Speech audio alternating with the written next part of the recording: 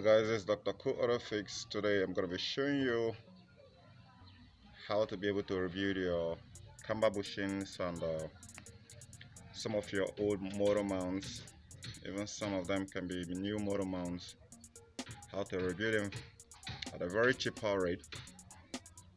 So this also is going to be applicable to any bushing that are within the space of the one I'm going to be showing you on this video today. So stay tuned because I'm going to be giving you the information for free. And by the way, if you're new to my channel, kindly subscribe to my channel. It's absolutely free. You're not paying anything for it. And if you've done that, make sure by the end of this video to leave me with a like, share with your friends, give me a thanks, vote of thanks on the description below this video, and keep your finger crossed. And I tell you what is gonna find a solution to the problem, no matter where it comes from. So without wasting much of your time, let's get to it. So as you can see here, we have a upper control arm for a car, which you can see right in the screen right now. And this upper control arm, you can see it that the bushings are ripped apart. Most of them can be often expensive or a little bit expensive to purchase and to install it. So you can see how it plays is completely damaged.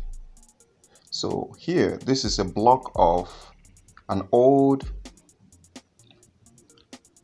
payloader tires that you can find around that are no more good, that are out. I mean, that is to be destroyed, that's supposed to be recycled. But down here in Africa, we pretty much see solution and how to be able to recycle some of the things that we have around.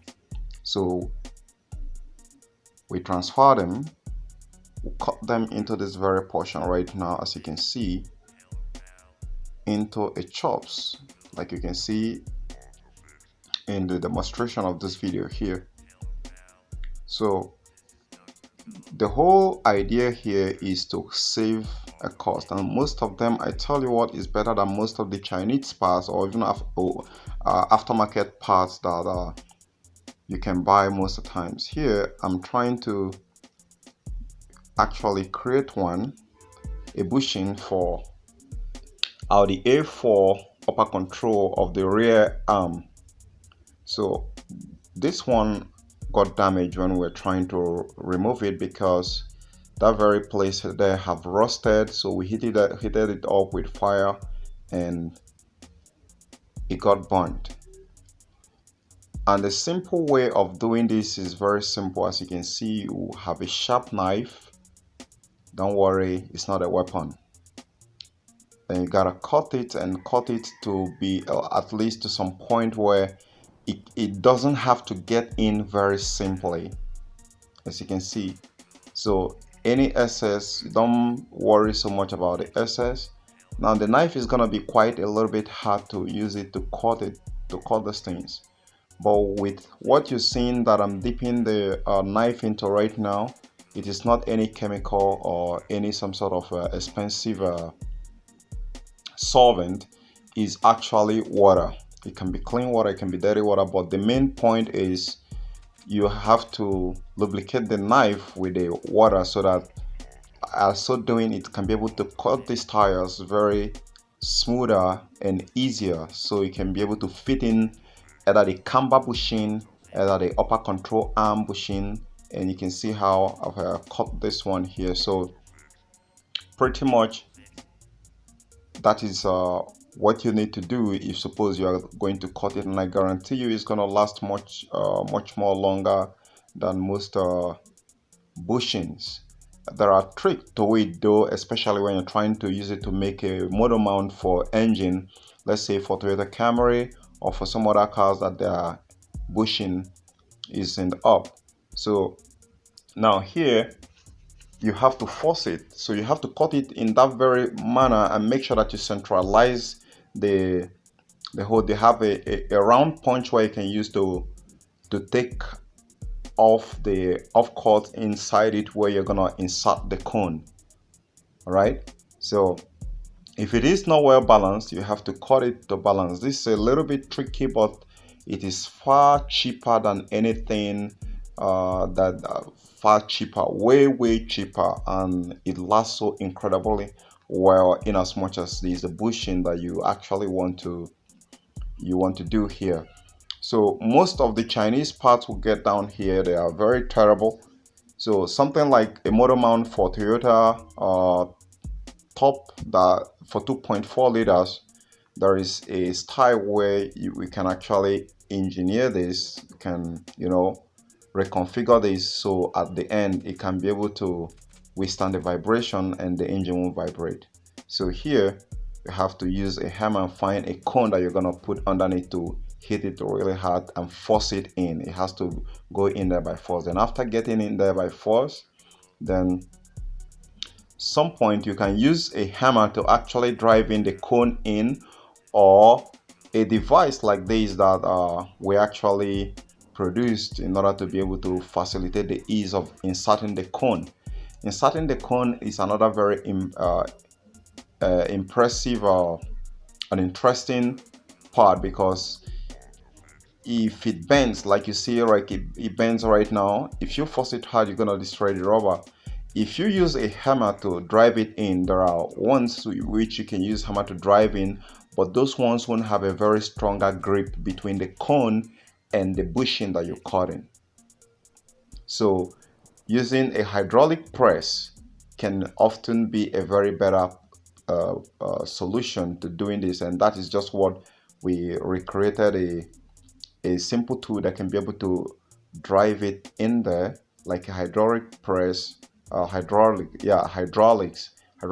press that's gonna press it in without damaging the main bushing that we actually cut right there into. We cut into there. You can actually dress it to look much more fanciful, but we are not after the fanciness. We're after the work it's going to do. This to hold it back, stabilize, and you won't have to be hearing any clunking noise. So that's the whole thing right there. So, and inserting the cone, you can see that you need a cone, another cone underneath, in order to be able to allow it to get in there, so that it doesn't go and merge down the touch down the bottom of the iron which you're using to drive it in. So there will have to be a two cone. The first cone is to drive the cone that is going to be in between the bushing and the camber or the upper control arm, while you have the lower cone that is going to hold it in place so that it's going to get it inserted.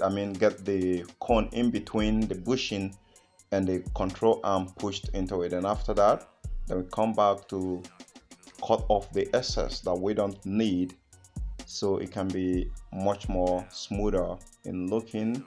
And typically that is pretty much the whole idea in this video right here that I try to demonstrate today.